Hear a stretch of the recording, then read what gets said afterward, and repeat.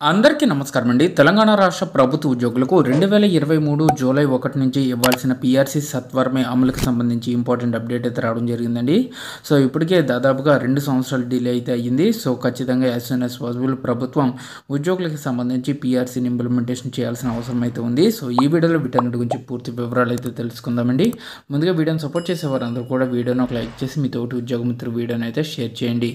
ఛానల్ని first time కనుక visit చేసినట్లయితే తప్పనిసరిగా సబ్స్క్రైబ్ చేసుకుని పక్కన ఉండే బెల్ సింబల్ని యాక్టివేట్ చేసుకోండి. పీఆర్సీని సత్వరమే అమలు చేయాలని చెప్పేసి తెలంగాణ ప్రభుత్వ విశ్రాంత ఉద్యోగుల సంఘం డిమాండ్ చేయడం జరిగింది. విశ్రాంత ప్రభుత్వ ఉద్యోగులకు 2023 జూలై నుంచి పెండింగ్లో ఉన్నటువంటి పీఆర్సీని సత్వరమే అమలు చేయాలని తెలంగాణ ప్రభుత్వ విశ్రాంత ఉద్యోగుల సంఘం రాష్ట్ర అధ్యక్షుడు దామోదర్ రెడ్డి డిమాండ్ చేశారు. శనివారం హైదరాబాద్ బార్లింగంపల్లిలోని సుందరయ్య విజ్ఞాన కేంద్రంలో జరిగిన ఆ సంఘం రాష్ట్ర కార్యవర్గ సమావేశంలో ఆయన మాట్లాడారు. గత భారత సర్కార్ విశ్రాంత ఉద్యోగులను పట్టించుకోలేదని, ప్రస్తుత రేవంత్ రెడ్డి ప్రభుత్వం కూడా తమ సమస్యల పరిష్కారంపై దృష్టి సారించడం లేదని ఆవేదన వ్యక్తం చేశారు. ఇక సూర్యాపేట జిల్లా కోదాడలో ఈ నెల 16 నుంచి 18 వరకు విశ్రాంతి ఉద్యోగులకు రాష్ట్ర స్థాయి క్రీడా సాంస్కృతిక ఉత్సవాలను నిర్వహిస్తున్నట్లు చెప్పారు.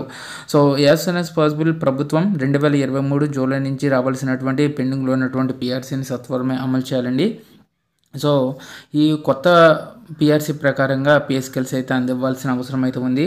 తెలంగాణ రాష్ట్రం ఏర్పడ్డాక వచ్చేటటువంటి రెండో పీఆర్సీ సో లేట్ లేకుండా ఇవ్వాలి. సో దీనికి సంబంధించి క్యాబినెట్ భేటీలో చర్చలు అయితే జరిపి ఉద్యోగ ఉపాధ్యాయ పెన్షనర్లకు సంబంధించి వారి యొక్క బకాయిలను అయితే డిఏ బకాయిలను ఇవన్నీ కూడా క్లియర్ చేయాలని చెప్పేసి ప్రభుత్వ ఉద్యోగులు కోరుతున్నారు. సో ఇదండి వాళ్ళ ఎంప్లాయీస్ సంబంధించి వచ్చిన తాజా updates. For more updates subscribe to our channel. Thank you.